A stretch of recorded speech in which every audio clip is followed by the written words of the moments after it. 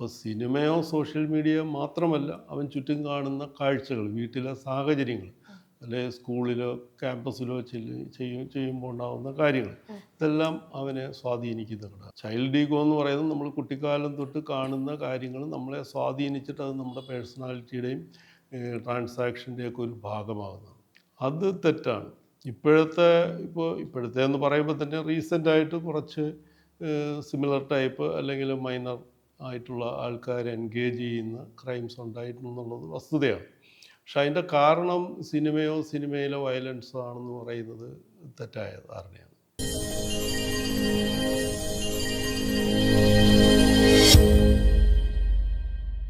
Hi everyone, welcome to Boho Media. This is Ruby Juliet with you. മലയാള സിനിമയിലെ violence ആണോ കേരളത്തിൻ്റെ ഇന്നത്തെ അവസ്ഥയ്ക്ക് കാരണം ചോദിച്ചറിയാം റിട്ടയർഡ് DSP ജി വേണു സാറിനോടും. Hello sir, welcome to Boho media. Sir, cinema പൊതുവെ നമ്മൾ സോഷ്യലി ഉള്ള കാര്യങ്ങളിൽ സ്വാധീനം ചെലുത്തുന്നുണ്ട് ഒരുപാട്. സിനിമ സമൂഹത്തെ സ്വാധീനിക്കുന്ന ഒരു ഘടകമാണ്. അങ്ങനെ സമൂഹത്തെ സ്വാധീനിക്കുന്ന ഒരു ഘടകമായതുകൊണ്ടാണ് നമ്മൾ സെൻസർ ബോർഡ് എന്നുള്ള ഒരു ബോഡി ഉണ്ടായിട്ട് അത് അതിൻ്റെ കണ്ടൻറ്റ് നിരീക്ഷിച്ചിട്ട് മാത്രം റിലീസിങ്ങിന് വിടുന്നത്. കാരണം അതിനകത്ത് കണ്ടൻറ്റ് വളരെ പ്രധാനപ്പെട്ടതാണ്. അപ്പോൾ അതിനകത്ത് വയലൻസ് ആയാലും ഒബ്സിനിറ്റി ആയാലും അല്ലെങ്കിൽ മറ്റ് ആൻറ്റി നാഷണലായിട്ടുള്ള കണ്ടൻറ്റുകൾ വരാം, ടെററിസ്റ്റ് ആക്ടിവിറ്റിയായിട്ട് ബന്ധപ്പെട്ടുള്ള കണ്ടൻറ്റുകൾ വരാം. അപ്പോൾ ഇങ്ങനെ എല്ലാ കാര്യങ്ങളെയും നിരീക്ഷിച്ച് സെൻസർ ചെയ്ത് സെൻസർ ബോർഡ് റിലീസ് ചെയ്യുന്നതിൻ്റെ കാരണം സിനിമയിലെ കണ്ടൻറ്റ് സമൂഹത്തെ ബാധിക്കുന്നതായതുകൊണ്ടാണ്. അത് സമൂഹത്തിൽ ഇൻഫ്ലുവൻസ് ചെലുത്തുകയും ചെയ്യും. അങ്ങനെയാണെങ്കിൽ പൂർണ്ണമായും സിനിമ തന്നെയാണോ വയലൻസിന് കാരണമെന്ന് പറയാൻ? അങ്ങനെ പറയാൻ കഴിയുകയില്ല. ഇപ്പോൾ സിനിമ കണ്ട് മാത്രം വയലൻസിലേക്ക് പോകുന്നത് വളരെ വിരളമായിട്ടോ അല്ലെ വളരെ ചുരുങ്ങിയ ഒരു പെർസെൻറ്റേജ് മേ ബി ഇൻഫ്ലുവൻസ്ഡ് ആയിട്ടുണ്ടാവാം. അല്ലാതെ വയലൻസിന് സിനിമയെ മാത്രം കുറ്റം പറയുന്നതിനകത്ത് കാര്യമില്ല. കാരണം ഇപ്പോഴൊരു വലിയ സാമൂഹിക മാറ്റം എല്ലാ മേഖലകളിലും വന്നിട്ടുണ്ട്. ഇപ്പം പേരൻറ്റിങ് കുട്ടികളുടെ വളർച്ചയെയും ക്യാരക്ടറിനെയും പേഴ്സണാലിറ്റിയൊക്കെ ബാധിക്കുന്നതാണ്. ഇഫക്റ്റീവ് പേരൻറ്റിങ് ഇല്ലെങ്കിൽ കുട്ടികളുടെ വളർച്ചയും സ്വഭാവ രീതിയും വളരെ കാര്യമായിട്ട് ബാധിക്കുന്നതാണ്. ഇപ്പോൾ ലഹരിയുടെ വ്യാപനം അത് കണ്ടമാനം കൂടിയിട്ടുണ്ട്. മുൻകാലങ്ങളിലും പണ്ട് കാലങ്ങളിലും ഒക്കെ ഉള്ളതാണ്. പക്ഷെ ആനുകാലിക സമയം നോക്കുകയാണെങ്കിൽ കുറേ കാലം മുമ്പ് നോക്കിയാൽ നമുക്ക് കോളേജ് ക്യാമ്പസുകളിലായിരുന്നിരിക്കാം. ഇപ്പോൾ അത് സ്കൂൾ തലങ്ങളിലേക്കും കൂടെ പോയിട്ട് വ്യാപനം കൂടിയിട്ടുണ്ട്. അതുപോലെ തന്നെയാണ് ഡിജിറ്റൽ അടിമത്തം, അത് കണ്ടമാനം വർദ്ധിച്ചിട്ടുണ്ട്. സോഷ്യൽ മീഡിയ അടക്കമുള്ള എല്ലാ കാര്യങ്ങളും വർദ്ധിക്കുക, അതിനകത്തേക്കുള്ള ഇൻവോൾവ്മെൻറ്റ് കുട്ടികളെന്ന് പറയുമ്പോൾ ചെറിയ കുട്ടികളടക്കമുള്ളവരുടെ ഇൻവോൾവ്മെൻറ്റ് വളരെ കൂടിയിട്ടുണ്ട്. കൊച്ചു കുട്ടികൾ, ഇപ്പോൾ 1 വയസ്സോ 2 വയസ്സോ ഉള്ള കുട്ടികൾ ട്രെയിനിലോ ബന്ധുവീടുകളിലോ പാർക്കുകളിലോ ഒക്കെ പോയി കഴിഞ്ഞാൽ ഈ കൊച്ചു കുട്ടികൾ ഈ സോഷ്യൽ മീഡിയയിലെ പല കണ്ടൻറ്റുകൾ അതെല്ലാം തന്നെ വയലൻ്റ് നേച്ചറുള്ള ഗെയിമുകളാണ്. അത് ആ കുട്ടികളുടെ വളർച്ചാശേഷിയെയും മെൻ്റൽ സ്ട്രെങ്തിനെയും ഫിസിക്കൽ എല്ലാ രീതിയിലും ബാധിക്കുന്ന ഗുരുതരമായ ഒരു കാര്യമാണ്. ഇപ്പോൾ ഈ ഓസ്ട്രേലിയ ഇത് നിയമപരമായിട്ട് തന്നെ നിയമനിർമ്മാണം കൊണ്ട് തന്നെ 16 വയസ്സ് വരെയുള്ള കുട്ടികൾക്കുള്ള ആക്സസ് ലോകത്ത് ആദ്യമായിട്ട് ഓസ്ട്രേലിയയിലാണ് ആ നിയമം കൊണ്ടുവന്നിരിക്കുന്നത്. അപ്പം സിനിമ മാത്രമാണ് ഇതിന് കാരണമെന്ന് പറയുന്നതിനകത്ത് യാതൊരു കാര്യമില്ല. കാരണം വയലൻസ് കൂടുതലുള്ള സിനിമകൾ സെൻസർ ചെയ്തിട്ട് സർട്ടിഫിക്കറ്റ് കൊടുക്കും. അപ്പോൾ സർട്ടിഫിക്കറ്റ് കൊടുക്കുമ്പോൾ 18 വയസ്സ് വരെയുള്ള കുട്ടികൾക്ക് അവിടെ എൻട്രി കിട്ടുന്നില്ല. പക്ഷേ ഈ സോഷ്യൽ മീഡിയയുടെ അപകടമെന്ന് പറഞ്ഞാൽ എല്ലാവരുടെയും ഫോണുണ്ട്. കുട്ടികളെ അടക്കിയിരുത്തുന്നതിന് വേണ്ടിയിട്ട് ഈ ഫോൺ കയ്യിൽ കൊടുക്കും. അവർ ഈ വയലൻ്റ് കണ്ടൻറ്റും ഏതൊക്കെ മേഖലകളിലേക്ക് പോയാണ് ബട്ടൺ അമർത്തി ഓരോന്ന് കാണുന്നതെന്ന് അറിയാൻ പറ്റില്ല.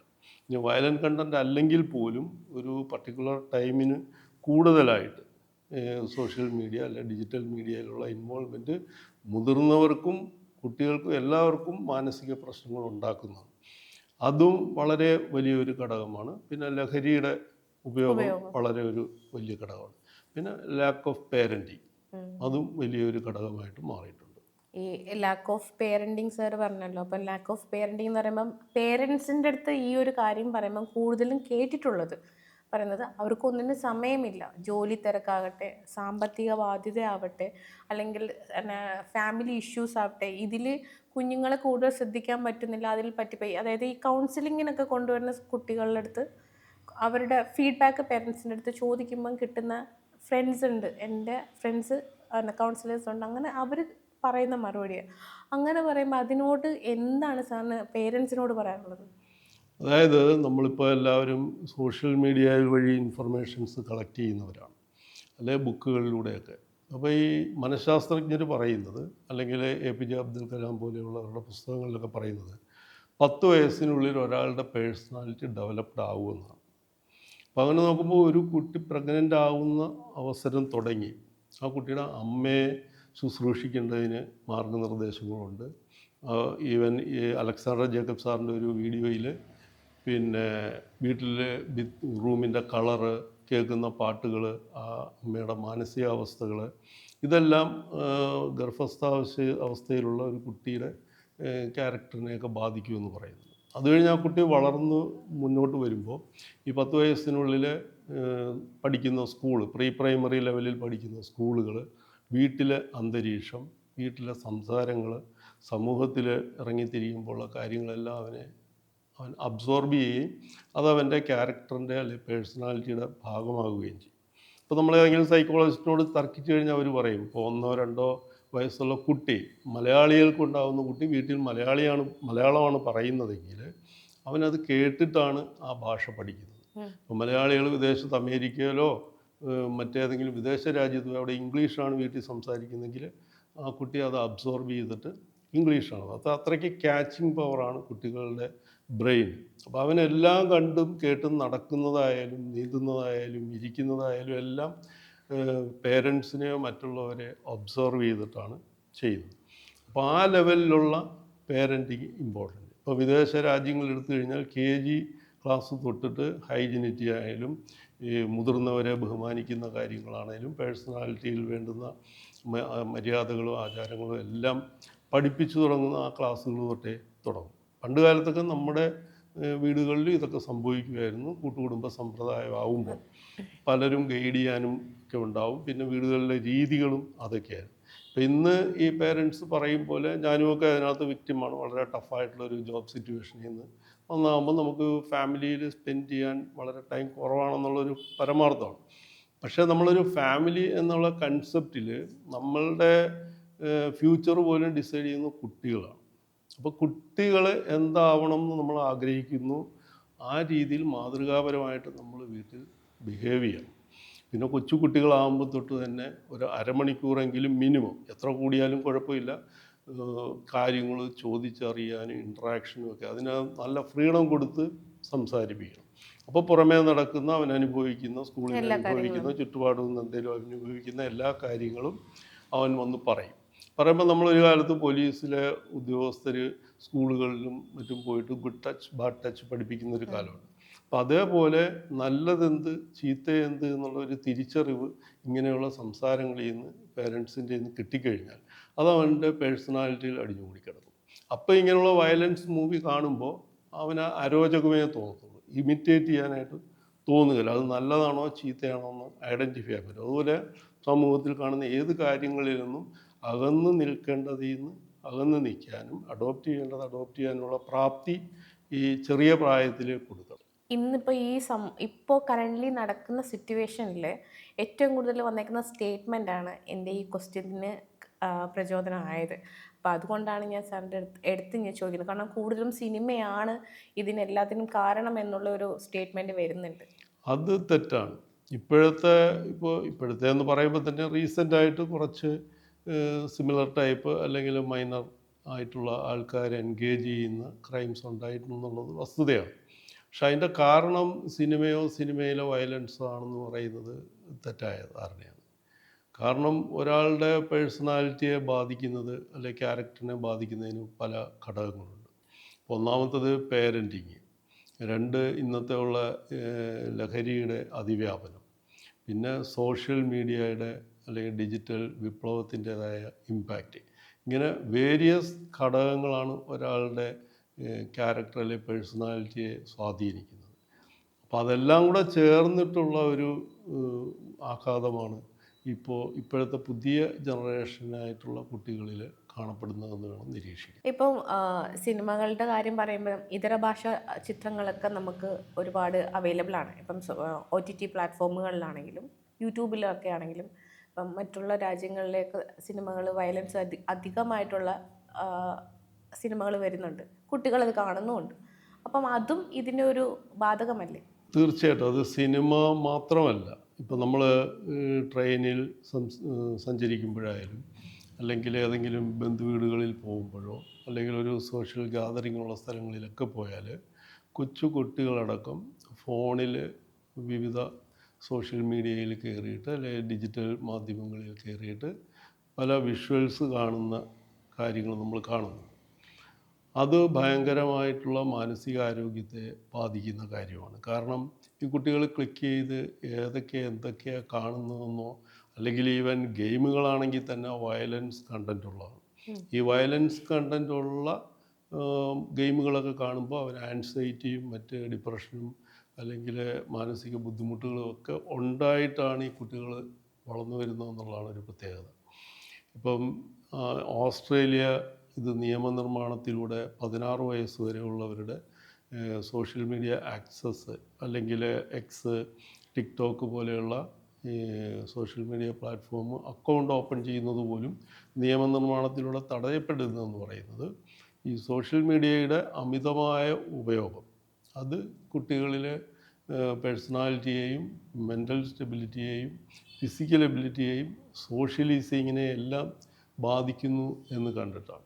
അത് നമ്മളുടെ ഇവിടെയും ഇപ്പോൾ ഞാനൊക്കെ സർവീസിലുള്ള സമയത്ത് പല സ്കൂളുകളിലും കോളേജുകളിലും ഒക്കെ പോയിട്ട് ഇതിൻ്റെ അമിതം ഉപയോഗം കൊണ്ടുള്ള ബുദ്ധിമുട്ടുകൾ എന്താണെന്നുള്ള ക്ലാസ്സുകൾ വരെ എടുത്തിട്ടുണ്ട്. അപ്പോൾ ഇപ്പോൾ ഈ വിദേശ സിനിമകൾ മാത്രമല്ല, ഇങ്ങനെ ഉള്ള ഗെയിമുകളടക്കം എല്ലാം തന്നെ കുട്ടികൾക്ക് ക്യാരക്ടറിനെ ബാധിക്കുന്ന, അല്ല അവരുടെ പേഴ്സണാലിറ്റിയെ ബുദ്ധിമുട്ടിക്കുന്ന രീതിയിലുള്ള കണ്ടൻറ്റുകളാണ് കാണുന്നതെന്നുള്ളതാണ്. ഇപ്പോൾ സാർ ഇപ്പോൾ പറഞ്ഞ കൂട്ടത്തിൽ ഒരു വേർഡ് ഞാൻ ശ്രദ്ധിച്ചു, അമിതമായ ഉപയോഗം. അമിതമായ ഉപയോഗം എന്ന് പറയുമ്പം ഇപ്പം മറ്റുള്ള ചിത്രങ്ങൾ, സിനിമകൾ കാണുന്നതാകട്ടെ, ഗെയിമുകളാകട്ടെ, ഇത് രണ്ടും അമിതമായി ഉപയോഗിക്കുന്നത് ഇവർക്ക് ദോഷം ചെയ്യുന്നു. പക്ഷേ ഇത് ഉപയോഗിക്കാനുള്ള അവസ്ഥ, അല്ലെങ്കിൽ ഇതിനൊരു നിയമനിർമ്മാണം പോലെ വന്നു കഴിഞ്ഞിട്ട് ഇത് ബാൻ ചെയ്യപ്പെടേണ്ടേ അല്ലേ എന്നൊരു ചോദ്യം വന്നു കഴിഞ്ഞാൽ? ഇപ്പോൾ ഞാൻ എക്സാമ്പിൾ പറഞ്ഞല്ലോ, ഇപ്പോൾ ഓസ്ട്രേലിയ എന്ന് പറയുന്നത് ഒരു മുൻനിര രാജ്യമാണ്. അവിടെ ഇത് അവർ സയൻറ്റിഫിക്കായിട്ട് പഠിച്ചിട്ട് ചെയ്ത കാര്യമാണ്. അപ്പോൾ ഇവിടെയും നിങ്ങൾ മാനസികാരോഗ്യ വിദഗ്ധരെടുത്തോ മറ്റതുമായിട്ട് ബന്ധപ്പെട്ട ഏജൻസികളെയൊക്കെ ബന്ധപ്പെടുക, അല്ലെങ്കിൽ സൈബർ ഡിപ്പാർട്ട്മെൻറ്റുകളുമായിട്ട് ബന്ധപ്പെട്ട് കഴിഞ്ഞാൽ, അല്ലെങ്കിൽ ഹോസ്പിറ്റലുകളിലൊക്കെ അന്വേഷിച്ച് കഴിഞ്ഞാൽ നിങ്ങൾക്ക് ഇതിൻ്റെ റേറ്റ് എന്തോരം അലാമിംഗ് ആണ്. അതുകൊണ്ട് എത്രയോരം കുട്ടികൾക്ക് മാനസിക വൈകല്യങ്ങൾ ഉണ്ടാകുന്നുണ്ട്, ഹെൽത്ത് ഇഷ്യൂസ് ഉണ്ടാകുന്നുണ്ട്, ഇയർഫോൺ കണ്ടിന്യൂസ് ആയിട്ട് ഉപയോഗിക്കുന്നത് കൊണ്ടുള്ള ഹിയറിംഗ് പ്രോബ്ലംസ് എന്തോരം ഉണ്ടാകുന്നുണ്ട്. അപ്പോൾ ഇത് ഭയങ്കരമായ ഹെൽത്ത് ഇഷ്യൂ, അത് മെൻ്റൽ ഹെൽത്തും ഫിസിക്കൽ ഹെൽത്തും കൂടെ നശിപ്പിക്കുന്നത്, അതിൻ്റെ കൂടെ ക്യാരക്ടർ അസാസിനേഷനും കൂടെ ഉണ്ടാകുന്നതാണ്. ഇപ്പോൾ ഒരാളുടെ ഒരു ബിഹേവിയർ പാറ്റേൺ എന്ന് പറയുന്നത് 3 ഈഗോ സ്റ്റേറ്റ് എന്നാണ് സൈക്കോളജിസ്റ്റുകൾ പറയുന്നത്. Parental ego, child ego, adult ego. Child ego എന്ന് പറയുന്നത് നമ്മൾ കുട്ടിക്കാലം തൊട്ട് കാണുന്ന കാര്യങ്ങൾ നമ്മളെ സ്വാധീനിച്ചിട്ട് അത് നമ്മുടെ പേഴ്സണാലിറ്റിയുടെയും ട്രാൻസാക്ഷൻ്റെയൊക്കെ ഒരു ഭാഗമാകുന്നതാണ്. പേരൻ്റൽ ഈഗോ എന്ന് പറയുന്നത് നമ്മൾ രക്ഷിതാക്കളിൽ നിന്ന് അബ്സോർബ് ചെയ്യുന്ന കുറേ കാര്യങ്ങൾ നമ്മളുടെ പേഴ്സണാലിറ്റിയിൽ അലിഞ്ഞു ചേരും. അഡൾട്ട് ഈഗോ എന്ന് പറഞ്ഞാൽ നമ്മൾ ചുറ്റും കാണുന്നതിൽ നിന്ന് പഠിച്ചിട്ട് അതനുസരിച്ച് ബിഹേവ് ചെയ്യുന്നതും സംസാരിക്കുന്നതും ഫീലിങ്സും എല്ലാം അതിനെ ഡിപ്പെൻഡ് ചെയ്യും. അപ്പോൾ ഇതൊക്കെ കൂടി കാൽക്കുലേറ്റ് ചെയ്യുമ്പം കൊച്ചു കുട്ടികളായിട്ടുള്ളവർ ഇങ്ങനെയുള്ള കാര്യങ്ങൾ കണ്ടു വളരുമ്പോൾ അത് അവരുടെ ആരോഗ്യത്തെയും വ്യക്തിത്വത്തെയും ക്യാരക്ടറിനെയൊക്കെ ബാധിക്കും. മീഡിയം അല്ലെങ്കിൽ മീഡിയ, അല്ലെങ്കിൽ സിനിമയാകട്ടെ, എന്തോ ആകട്ടെ, ഗെയിം ആകട്ടെ, എന്തും ആകട്ടെ, ഇത് മാത്രമാണ് ഒരു വയലൻസിന് വേണ്ടിയിട്ട് കുട്ടികളിലാണെങ്കിലും അഡൽട്ടിലാണെങ്കിലും ബാധിക്കപ്പെടുന്ന കാര്യങ്ങൾ? ഇതും സ്വാധീനിക്കുന്ന ഒരു പ്രമുഖ ഘടകമാണ്. പക്ഷേ അത് മാത്രമല്ല, ഒരാളുടെ മനഃശാസ്ത്രജ്ഞന്മാരൊക്കെ പറയുന്ന കാര്യം എന്ന് പറഞ്ഞാൽ ഒരാളുടെ പേഴ്സണാലിറ്റി 10 വയസ്സിനകം ഡെവലപ്ഡ് ആവുമെന്നാണ്. അപ്പോൾ അവർ പറയുന്നത് ഒരു അമ്മ ക്യാരിയിങ് ആവുന്ന സമയം മുതൽ അവർ ഏത് സാഹചര്യങ്ങളിലൂടെ ജീവിച്ചു പോരുന്നു, കാണുന്ന കാഴ്ചകൾ, കേൾക്കുന്ന പിന്നെ പാട്ടുകൾ, അങ്ങനെ എല്ലാ കാര്യങ്ങളും വളരുന്ന കുട്ടിയുടെ ആരോഗ്യത്തെയും മാനസികാരോഗ്യത്തെയും ഒക്കെ ബാധിക്കുമെന്നാണ് പറയുന്നത്. അപ്പോൾ 10 വയസ്സിനുള്ളിൽ ഇപ്പോൾ ഒരു കുട്ടി മലയാളിക്ക് ജനിക്കുന്ന കുട്ടി നമ്മളെ കേട്ടിട്ടാണ് ആ ഭാഷ പഠിക്കുന്നത്. ഒരു ഹിന്ദി സംസാരിക്കുകയാണെങ്കിൽ നമ്മൾ ഈ ചെയ്യുന്നതെങ്കിൽ അത് കേട്ടിട്ട് ഹിന്ദി, അപ്പോൾ അത്രയ്ക്കും ബ്രെയിന് ക്യാച്ചിങ് പവറുണ്ട്.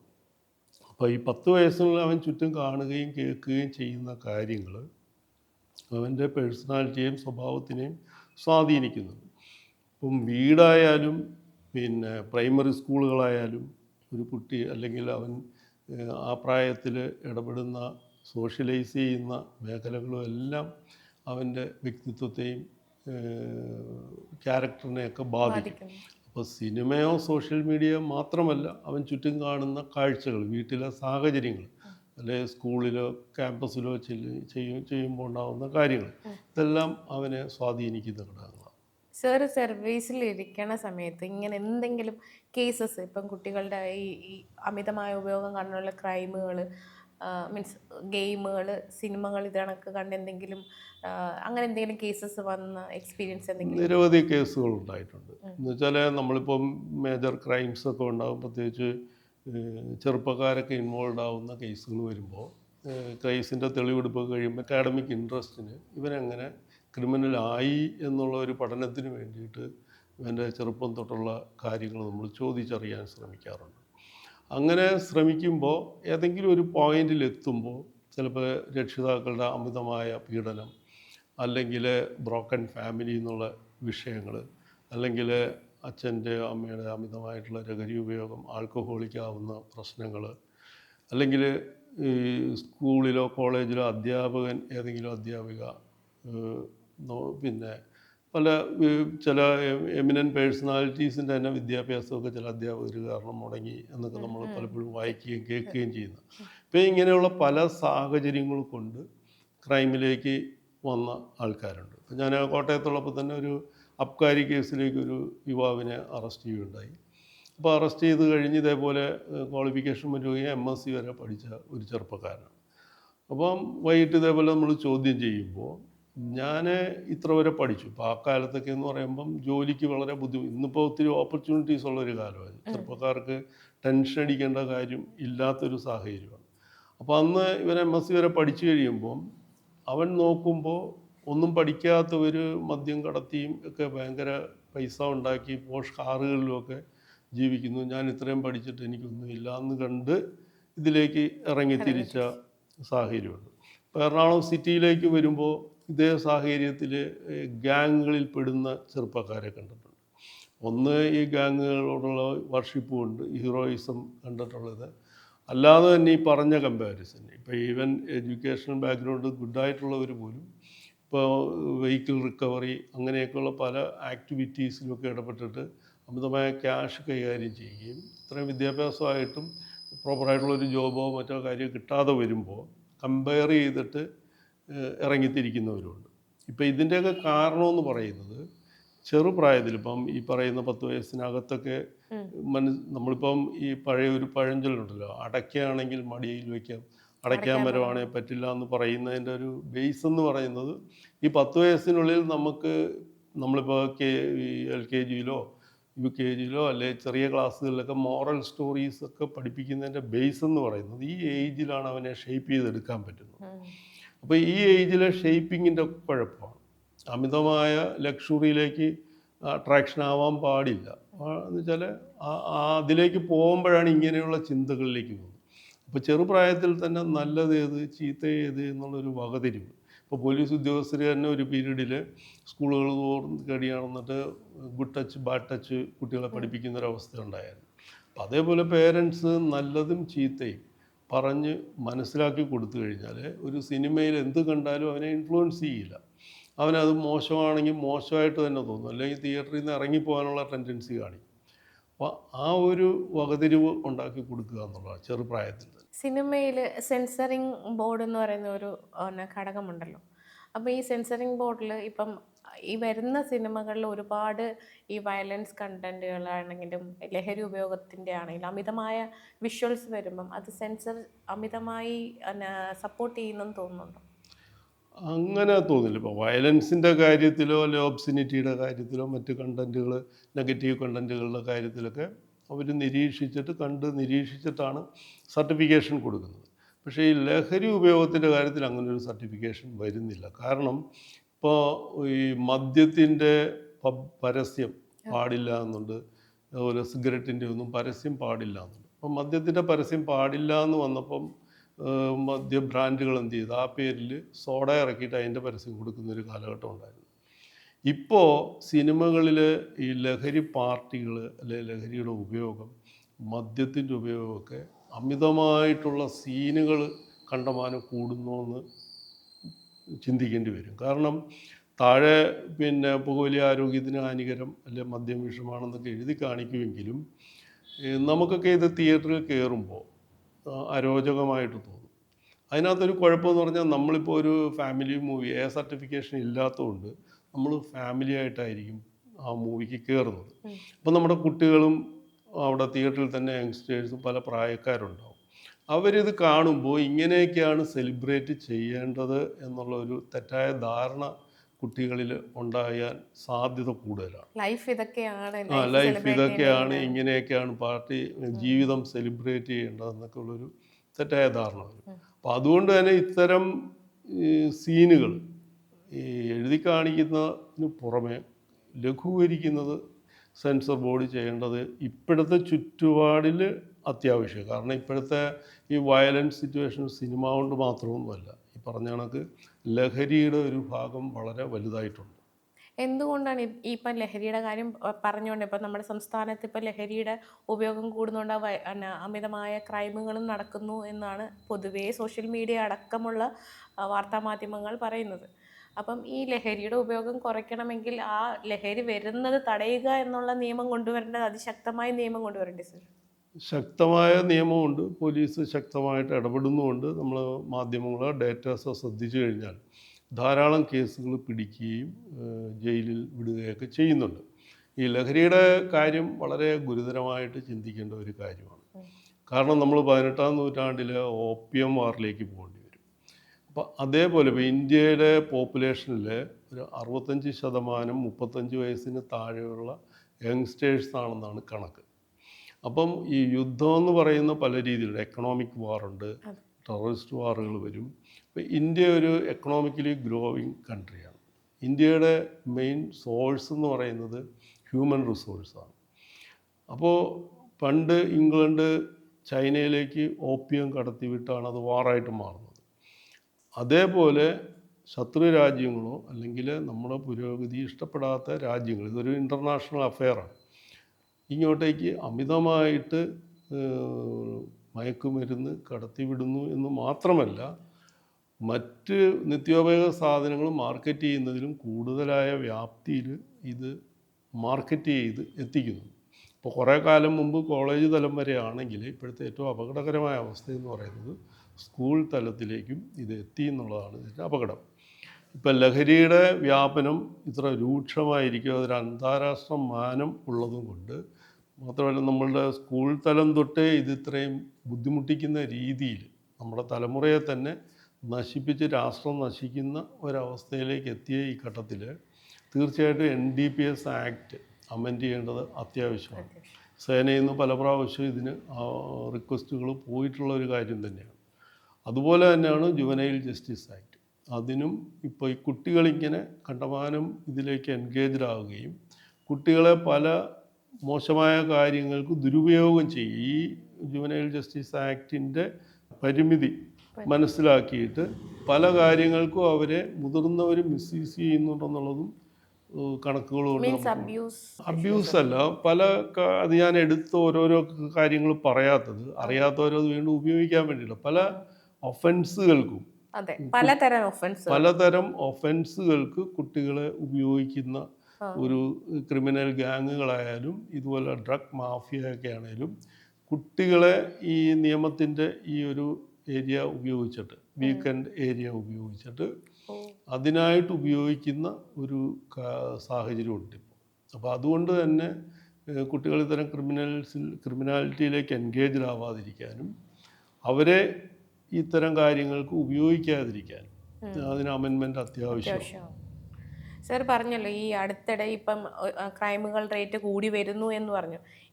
ഇപ്പം ഞാൻ ഇപ്പം ന്യൂസ് കണ്ടപ്പം അറിഞ്ഞൊരു കാര്യം എന്ന് വെച്ചാൽ ഈ കഴിഞ്ഞ ഒരാഴ്ചയായിട്ട് വന്നേക്കുന്ന നമ്മുടെ സംസ്ഥാനത്ത് വന്നേക്കുന്ന കേസുകൾ എന്ന് പറയുന്നത് ഏകദേശം 2485 അങ്ങനെ കണ്ടാണെന്ന് തോന്നുന്നു എൻ്റെ ഒരു ഓർമ്മയിൽ. അത്രയും എന്തായാലും 2000 അകത്തുള്ള ക്രിമിനൽ കേസുകൾ, ഈ പറയുന്ന പോലെ ക്രൈം റേറ്റ് ആണെങ്കിലും ഡ്രഗ്സ് ഉപയോഗിച്ചിട്ടുള്ളതാണെങ്കിലും കുറേ കേസുകൾ വന്നിട്ടുണ്ട്. എന്തുകൊണ്ട് ഈ ഒരു ഇൻസിഡൻറ്റ് കണ്ടിന്യൂസ് ആയിട്ട് ഇൻസിഡൻറ്റ് വരുമ്പോൾ മാത്രമേ ഇത് പിടിക്കപ്പെടൂ? അതിന് മുന്നേയും ഇവിടെ പ്രശ്നങ്ങൾ നടക്കുന്നില്ലേ, ഈ കാര്യങ്ങൾ നടക്കുന്നില്ലേ? അത് എന്തുകൊണ്ട് വരുന്നില്ല, കേസുകളൊന്നും വരുന്നില്ല? അത് ഇങ്ങനെ വരുമ്പോൾ അല്ലാത്തപ്പോൾ നിങ്ങളാരും ശ്രദ്ധിക്കാത്തതുകൊണ്ടാണ്. പോലീസ് 24/7 365 ദിവസവും ഇത്തരം കുറ്റകൃത്യങ്ങൾ കണ്ടെത്തുകയും അറസ്റ്റ് ചെയ്യുകയും അത് തടയാൻ വേണ്ടുന്ന എല്ലാ നടപടികളും ചെയ്യുന്നുണ്ട്. കേരള പോലീസിൻ്റെ ഇപ്പോഴത്തെ നേതൃത്വം തന്നെ വളരെ ശക്തമായ ഒരു നേതൃത്വമാണ്. സാറ് പറയുന്നു ഇപ്പം നമ്മൾ ശ്രദ്ധിക്കാത്തത് കൊണ്ടാണെന്ന് സാറ് പറയുന്നു. ഇത് ശ്രദ്ധിക്കപ്പെടുന്നത് പത്രമാധ്യമങ്ങളും സാറ്റലൈറ്റ് ചാനലുകൾ അടക്കമുള്ള ചാനലുകൾ റിപ്പോർട്ട് ചെയ്യുമ്പോഴാണ് ജനങ്ങൾ ശ്രദ്ധിക്കുന്നത്.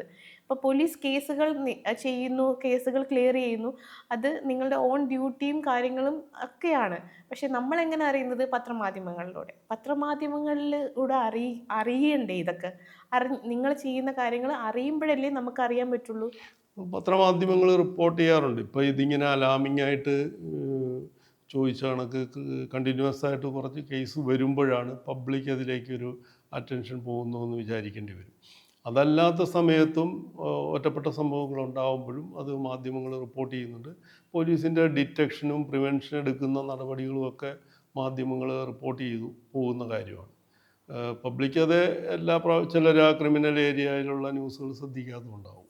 മാധ്യമങ്ങളിലൂടെ ഈ ഒരുപാട് കാര്യങ്ങൾ ഇപ്പോഴും റിപ്പോർട്ട് ചെയ്യുന്നു സാറ് പറയുന്നു. ഒരു നല്ല മാധ്യമ പ്രവർത്തനം അല്ലെങ്കിൽ മാധ്യമധർമ്മം ഇല്ലാതായിക്കൊണ്ടിരിക്കുകയെന്ന് പറഞ്ഞാൽ സാർ എന്ത് പറയും? അങ്ങനെ അടച്ചു പറയുന്നതിനോട് യോജിക്കുന്നില്ല. പക്ഷെ എന്നാൽ ഇപ്പോൾ നമ്മൾ ഈ അടുത്ത ദിവസങ്ങളിലെ ഇൻസിഡൻറ്റ് സൂചിപ്പിച്ചല്ലോ, നമ്മൾ രാവിലെ ബെഡിൽ നിന്ന് എണീക്കുന്ന ഒരു പോസിറ്റീവ് മൈൻഡോട് കൂടിയായിരിക്കും. നമ്മുടെയൊക്കെ ശീലം എന്ന് പറഞ്ഞാൽ രാവിലെ തന്നെ ഒരു പത്രം വെളിയിൽ പോയി എടുത്ത് വായിക്കുക. അപ്പോൾ ഈ ഫ്രണ്ട് പേജിൽ തന്നെ ഇത്തരം തലക്കെട്ടുകൾ കാണുമ്പോൾ നമ്മൾ ആ പത്രം താഴെ വെച്ചിട്ട് പോകുക. കാരണം നമ്മൾ ആ ഒരു ദിവസം അങ്ങനെ ഒരു നെഗറ്റീവ് വാർത്തയിലൂടെ തുടങ്ങാനായിട്ട് ആഗ്രഹിക്കുന്നില്ല. അപ്പോൾ അത് മാധ്യമപ്രവർത്തകരും ശ്രദ്ധിക്കേണ്ടതാണ്. ഇത്തരം വാർത്തകൾ ഏറ്റവും ഫ്രണ്ട് പേജിൽ കൊടുക്കണോ വേണ്ടയോ എന്നുള്ളത്. അതിലും അത്ര ഇമ്പോർട്ടൻസോ ബൂസ്റ്റിങ്ങോ ആവശ്യം ഇല്ല എന്നാണ് പറയാൻ കഴിയുക. കാരണം ഈ ഏറ്റവും മൈനർ പെർസെൻറ്റേജാണ്, വളരെ കുറച്ച് പെർസെൻറ്റേജ് ആൾക്കാരാണ് എപ്പോഴും ക്രൈമിൽ എൻഗേജ്ഡ് ആവുന്നത്.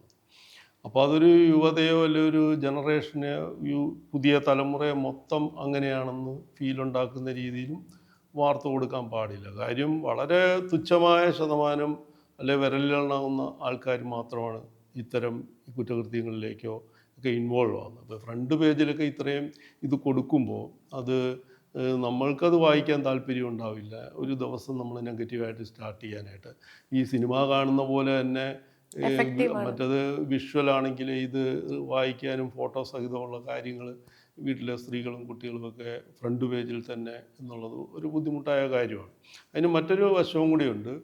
ഈ പോപ്പുലാരിറ്റി മാനിയായിട്ടുള്ള ക്രിമിനൽസ് ഉണ്ട്. അതായത് ചെറുപ്പക്കാരും ഉണ്ടാവും, എങ്ങനെയെങ്കിലും പോപ്പുലറാകണം. ഇപ്പോൾ ഈ അടുത്ത് ഋഷായ് സിംഗ് സാർ ഒരു പത്രത്തിൽ അതിനൊരു ലേഖനം എഴുതിയിട്ടുണ്ട്. അതിനും കൂടെ ഉപയോഗിച്ച് അതിനകത്ത് അദ്ദേഹം കുറേ ഉദാഹരണങ്ങളും പറയുന്നുണ്ട്. അപ്പോൾ എങ്ങനെയെങ്കിലും പോപ്പുലറാവണം, ഏത് വിധത്തിലാണേലും പബ്ലിസിറ്റി നേടിയെടുക്കണം. അതിന് മാധ്യമങ്ങൾ സപ്പോർട്ട് ചെയ്യുന്നു എന്ന് വിചാരിക്കേണ്ടി വരും. കാരണം പ്രതിയുടെ ഫോട്ടോ, പ്രതിയുടെ പിന്നാലെയുള്ള വിഷ്വൽസ് ഇങ്ങനെയൊക്കെ കൊടുക്കുമ്പോൾ അവനെ പിന്നീട് ഇറങ്ങിക്കഴിഞ്ഞിട്ട് അവനൊരു സംഭവമാണെന്ന് മാർക്കറ്റ് ചെയ്യാൻ. അതുപോലെ തന്നെ ഗുണ്ട എലമെൻറ്റ്സ് ഒക്കെ ആയിട്ടുള്ള ഇൻ്റർവ്യൂസ് അവരുടെ ഫോട്ടോ സഹിതം കൊടുത്ത് അതൊരു മാർക്കറ്റിംഗ് പോലെയാണ് നമുക്ക് ഫീൽ ചെയ്യുന്നത്. ഞാൻ ഇത്ര കേസിലൊക്കെ പ്രതിയാണ്, ഞാൻ കൊട്ടേഷനൊക്കെ സ്വീകരിക്കും എന്ന് ഇൻഡയറക്റ്റായിട്ട് പറയാൻ സഹായിക്കുകയാണോ മാധ്യമങ്ങളെന്ന് ചിലപ്പോൾ തോന്നിപ്പോകും. അപ്പം അത്തരം പ്രൊമോഷൻസ് ഒഴിവാക്കേണ്ടതാണ്. പ്രത്യേകിച്ച് ഇപ്പോഴത്തെ കാലത്ത് ഗുണ്ടകൾ സിനിമയിൽ കാണും പോലെയുള്ള വിഷ്വൽസ് റീൽസ് ഉണ്ടാക്കി സെൽഫ് പ്രൊമോഷന് വേണ്ടിയിട്ട് റീൽസ് ഇടുന്ന കാലമാണ്. ഗുണ്ടകളോ ഉണ്ട്, അത് നിങ്ങൾ മീഡിയയിലൊക്കെ ശ്രദ്ധിച്ചാൽ മതിയാവും. അപ്പോൾ അവർ സെൽഫ് പ്രൊമോഷന് സെൽഫായിട്ട് റീൽ എടുത്തു കൊടുക്കുന്നു. മാധ്യമങ്ങൾ അവരുടെ ഇൻ്റർവ്യൂവിലും അവരെ ഗ്ലോറിഫൈ ചെയ്ത് അവരുടെ പ്രവൃത്തികളെ ഗ്ലോറിഫൈ ചെയ്ത് കൊടുക്കുകയും ചെയ്തു. രണ്ടും ഈ സിനിമയിൽ വയലൻസിൻ്റെ കുറ്റം പറയുമ്പോൾ ഇത് എഴുതിയോ വിഷ്വൽ മീഡിയയിലൂടെ മാധ്യമങ്ങളും അത് തന്നെയല്ലേ കാണിക്കുന്നത്. കൊലപാതകം നടന്ന വീടുകളിൽ ചെന്ന് കഴിഞ്ഞിട്ട് ആ മരിച്ചു കിടക്കുന്ന വ്യക്തികളുടെ സഹോദരങ്ങളാവട്ടെ പേരൻസ് ആവട്ടെ അവരുടെ അടുത്ത് കൊണ്ടുവന്ന് മയക്ക് വെച്ച് കഴിഞ്ഞാൽ ഇപ്പൊ എന്ത് തോന്നുന്നു എന്ന് പറയാനുള്ള ഒരു മനസ്സുണ്ടല്ലോ, ആ ഒരു മനസ്സിനാണ് മാധ്യമ പ്രവർത്തനം എന്ന് പറയുന്നതിനോട് എന്ത് പറയും സർ? അതിനകത്ത് വേറൊരു കാര്യമുണ്ട്. ഇപ്പോൾ സിനിമയുടെ കാര്യം പറയുന്നല്ലോ, സിനിമയ്ക്ക് ഒരു സർട്ടിഫിക്കേഷൻ വന്നു കഴിഞ്ഞാൽ 18 വയസ്സിനുള്ള താഴെയുള്ളവർ കാണൂല. ഇനി അല്ലെങ്കിൽ തന്നെ ഇഷ്ടമുള്ളവർ സിനിമയ്ക്ക് കയറും. ഇപ്പോൾ ഒരു സിനിമയുടെ ചിലപ്പോൾ റിവ്യൂ ഒക്കെ കേട്ട് കൊള്ളാമോ എന്നൊക്കെ കേട്ട് പോകുന്നവരായിരിക്കും കൂടുതൽ. പക്ഷേ ഈ പത്രമാധ്യമങ്ങളിൽ വരുന്ന കാര്യങ്ങൾ, പത്രം വീട്ടിൽ വന്ന് നമ്മൾ വായിച്ചില്ല, ചിലപ്പോൾ കുട്ടികൾക്ക് വായിക്കാൻ തോന്നാം, മറ്റുള്ളവർക്കൊക്കെ വായിക്കാൻ തോന്നാം. ടി വിയിൽ കാണുന്ന ഇത്തരം ദൃശ്യങ്ങൾക്ക് സെൻസറിങ് ഇല്ലല്ലോ, എല്ലാവരും കാണുകയില്ല. അപ്പം അതിനൊരു നിയന്ത്രണം, അതും എല്ലാവരെയും ഇൻഫ്ലുവൻസ് ചെയ്യുന്ന കാര്യം തന്നെയാണ്. നിയന്ത്രണം വരേണ്ടത് തന്നെയാണ്. അത് സ്വയം നിയന്ത്രണമായിരിക്കും ഏറ്റവും നല്ലത്. നമ്മൾ മാധ്യമ സ്വാതന്ത്ര്യം എന്ന് പറയുമ്പോൾ ഇത്തരം ഇമ്പാക്റ്റ് ഇപ്പോൾ മാധ്യമപ്രവർത്തകരടക്കമുള്ളവർ ഈ സൊസൈറ്റിയിലുള്ള എല്ലാ കാര്യങ്ങൾക്കും വിധേയമാവുന്നവരാണ്. ഇപ്പം നമ്മുടെ കുട്ടി നന്നായി എന്ന് പറഞ്ഞിട്ട് കാര്യമില്ല. നമ്മുടെ കുട്ടി ഇറങ്ങുന്ന സൊസൈറ്റി നല്ലതല്ലെങ്കിൽ തിരിച്ച് വീട്ടിലെത്തുമെന്ന് നമുക്ക് ഉറപ്പില്ലാത്ത അവസ്ഥ വരും.